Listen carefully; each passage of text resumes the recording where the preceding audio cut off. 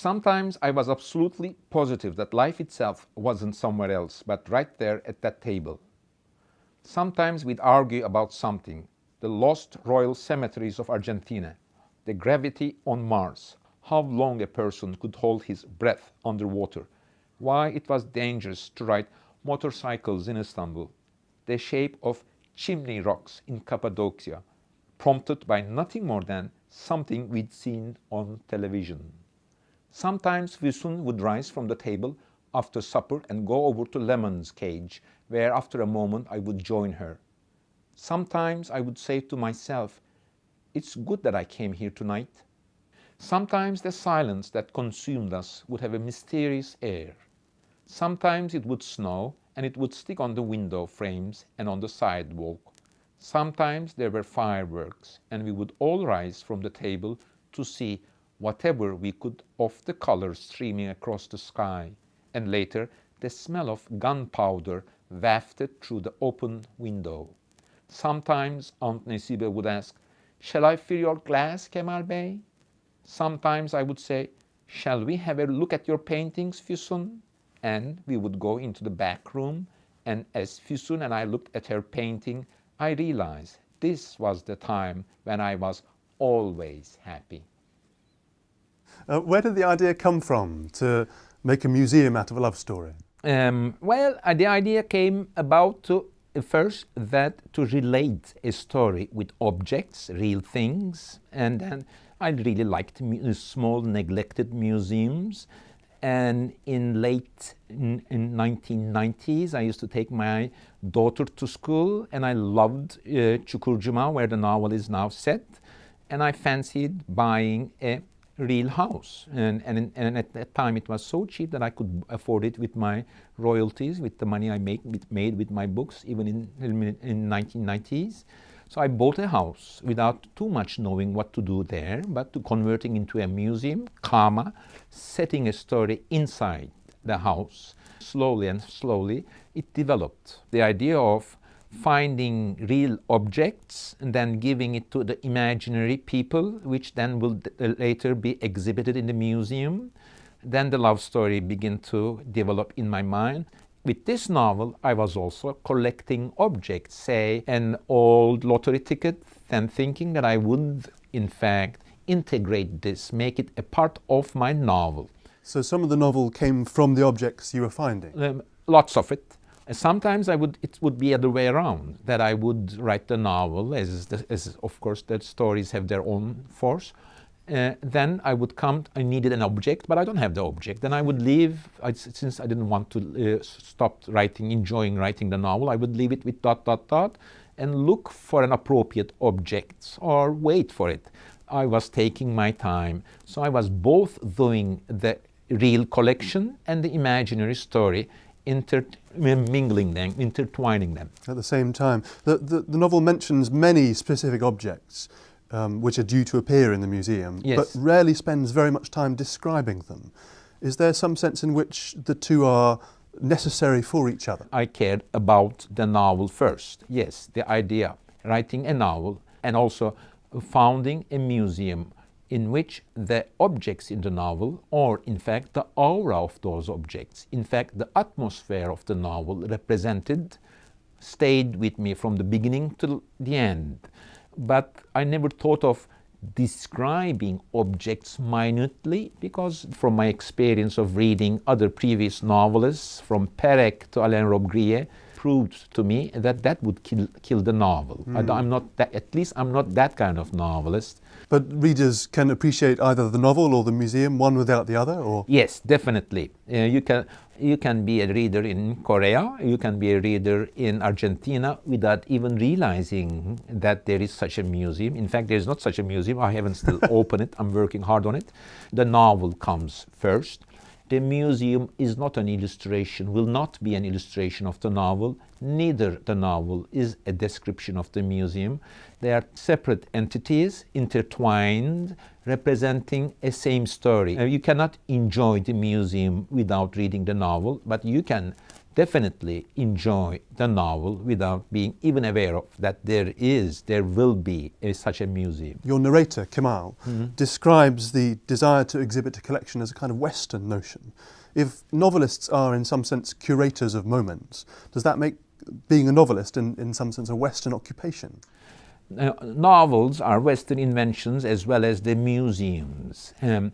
Towards the end of the book, there is a little slight discourse on the idea about the idea of museums, that it's a Western invention, while on the other hand, attachment to things and piling them together, not collecting where there should be a logic, is common to human hearts in every geography, while putting them, naming them, classifying them, calling them collections, understanding them is in a Foucault way, and giving them a meaning and organizing them in such a way that they suggest a story, or inventing a story that would that would lend the objects a new meaning, a new aura, is a Western thing. Are you resigned to some readers identifying you with your narrator, Kemal?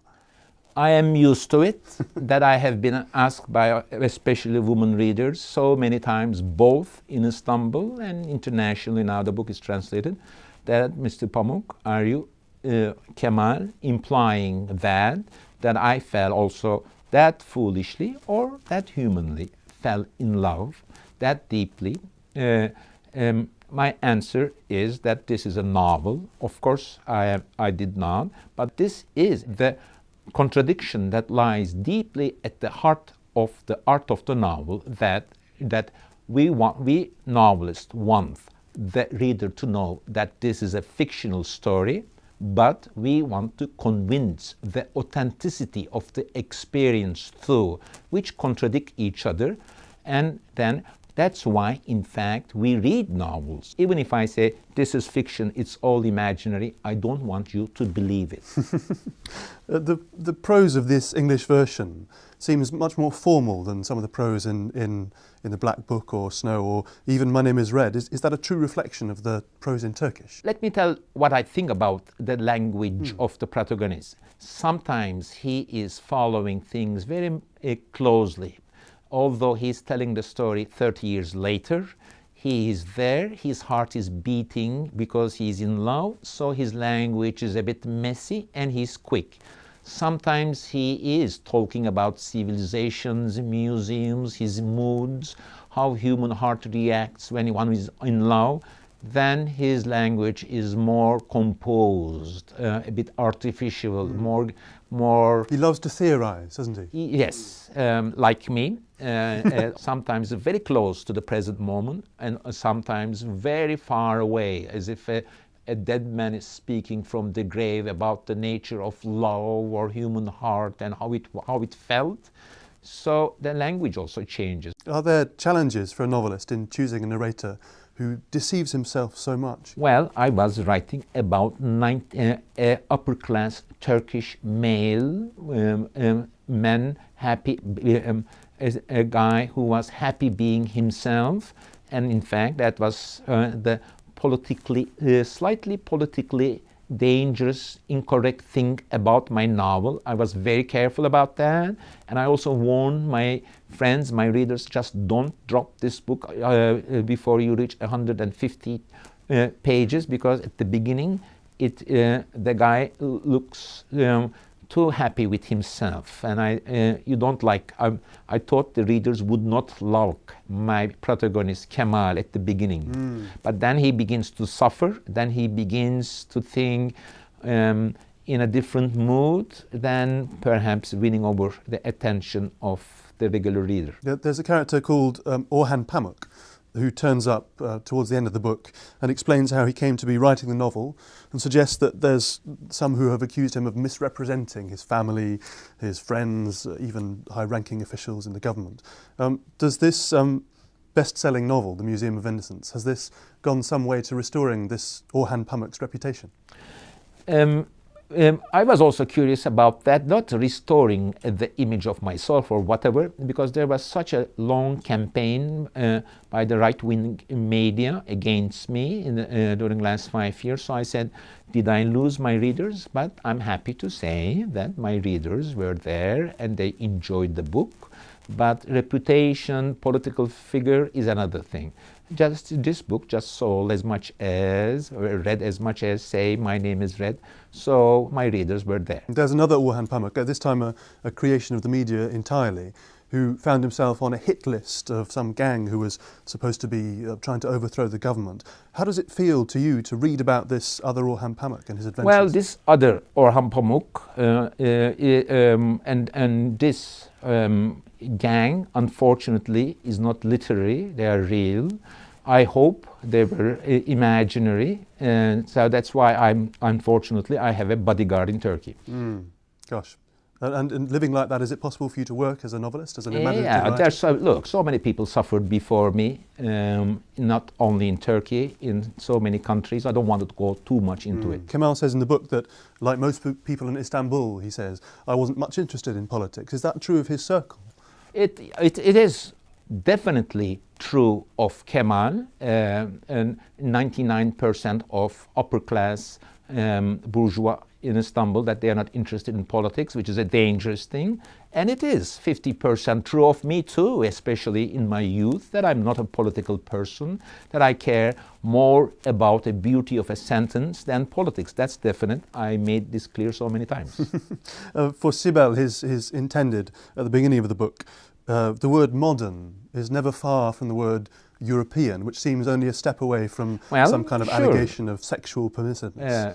Is that how, again, in that circle, is that how the word is used in Turkey? Modernity was invented in Europe, of course, but associating modernity only with sexual liberation and or women's liberation, there is truth, of course, a deep relation, is a bit oversimplification. I sympathize with Sibel.